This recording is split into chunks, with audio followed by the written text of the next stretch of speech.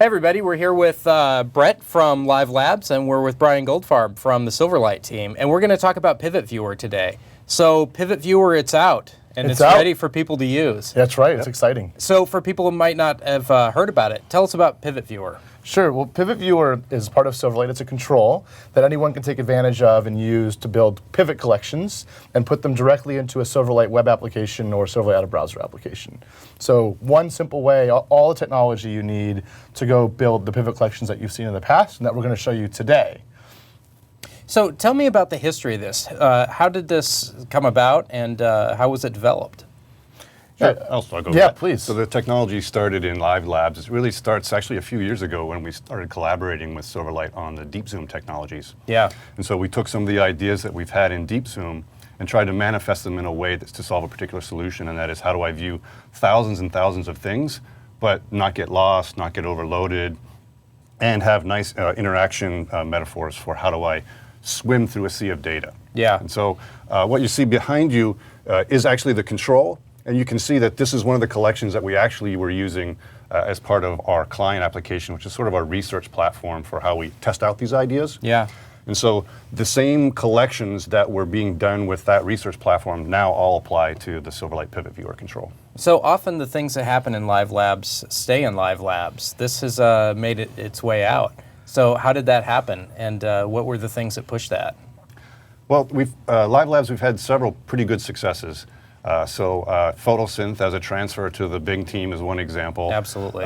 Deep Zoom as a transfer as production code to the Silverlight team over the last 2.5 years or so. 2 years, yeah. Has been great. And now we have this third one, which is PivotViewer Control. And like I said, taking the ideas of Deep Zoom and applying them to a control that allows anybody to have these concepts right within their own web page, cross-browser, cross-platform. Yeah, I think the history between the Silverlight team and Live Labs is actually quite good. We've been collaborating on technology and how to bring those to market in massively scaled ways for over 2 years now. Deep Zoom, like you said, is a great example. That's part of the product. It ships in the box. Mm-hmm. And that collaboration kind of fed the engine to get PivotViewer as part of Silverlight as well. We saw what was possible. It's differentiated in the marketplace. Being able to think about a variety of different scenarios, whether it's commerce or business intelligence, it's almost infinite. And being able to bring that to a plugin that has over 60% penetration worldwide and growing fast is critical for businesses being able to consume it. You know, a lot of times when I think about a pivot or a pivot table, I'm thinking about numbers and data and things like that. This is much more graphical. What are the benefits you get from having something that's so graphical like this? Yeah, I've been thinking about this a lot lately, of like, what is that secret sauce that makes it resonate with people so much? And I think it has to do with sort of a combination of both right and left brain. And so it actually matches up well to the screen, actually, where the left brain is about text. How do I find a particular idea or concept I'm looking for? And the right side is really about, graphical content. I want to go deep into the content and see things in ways that are more about using the content as the UI rather than menus or controls. So what are some of the things that you see people using the PivotViewer for? So it's actually a multitude of things. One of the things we joked about early on when we were researching these ideas was that we wanted to have at least the second best viewer of any kind of data. And so if you look at that and see the kind of solutions that people are already building on this technology, it ranges from e-commerce, where you're looking for sort of the needle in the haystack, or a few things that you want to sort of think about of which one I want to buy. There's content media archives, where companies that have many decades worth of beautiful high resolution imagery that they want to expose to the public. Then you also have business intelligence solutions, where it's more about finding the trends and insights that pop out by looking at the data rather than maybe going deep on any one particular image. So it's actually a lot of things, and we're actually seeing a bunch of early adopters use it in ways that we'd never even really imagined. One of the things I'm particularly excited about with the PivotViewer control is the fact that we have an API on top of the control, which will allow that control to interact dynamically with all the other elements on the page. And so I'm kind of looking forward to see what other kind of solutions that people come up with, where it's not just about PivotViewer as the box, but how it interacts with the rest of their website. Yeah, that's the best part, when people start building things that you never even thought about, that you just kind of go, wow. Yeah, and we saw some of that. We actually held a summit here a couple weeks ago. We had over 150 customers come who were excited about building Silverlight PivotViewer in their applications.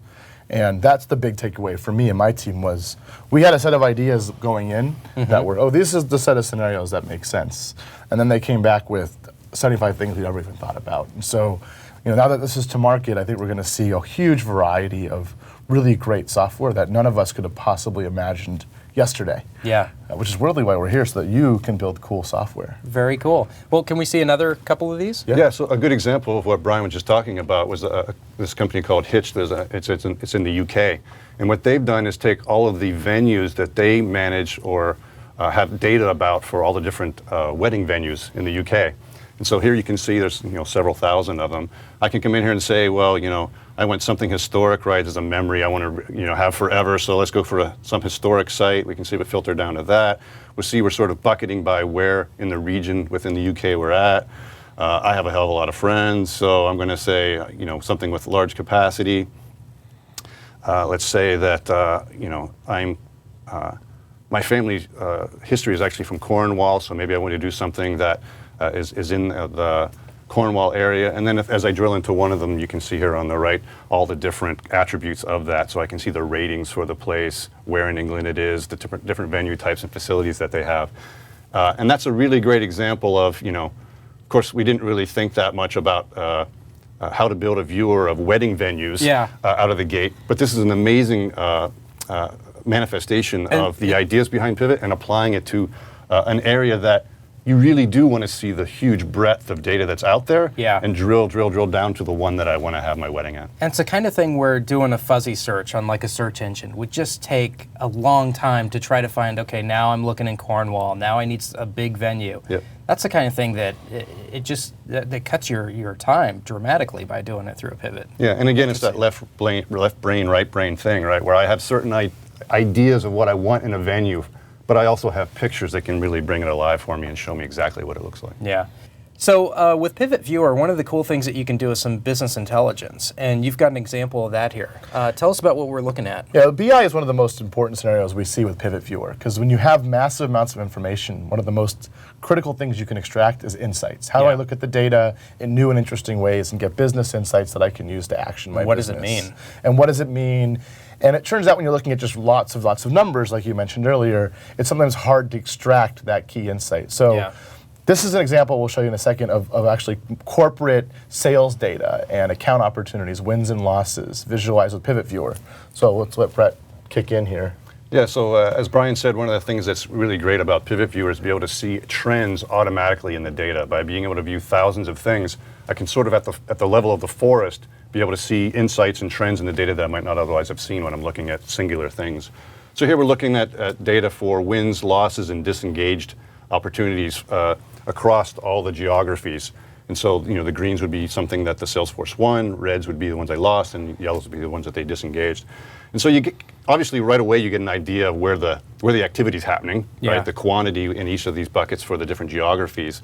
An interesting other way to look at it is to say, well, let's look at all those things where VMware is the competitor, and now something else pops out, which is there's a lot of disengagement of opportunities in the US, whereas over here in France and Canada and APAC, lots of wins.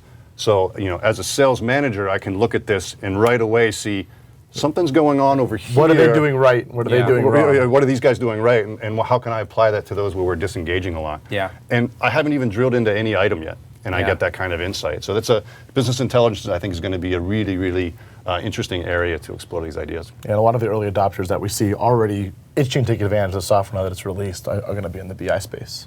Yeah, and the SQL Server team has also actually announced that they're integrating in the PivotViewer control as part of their analytics services.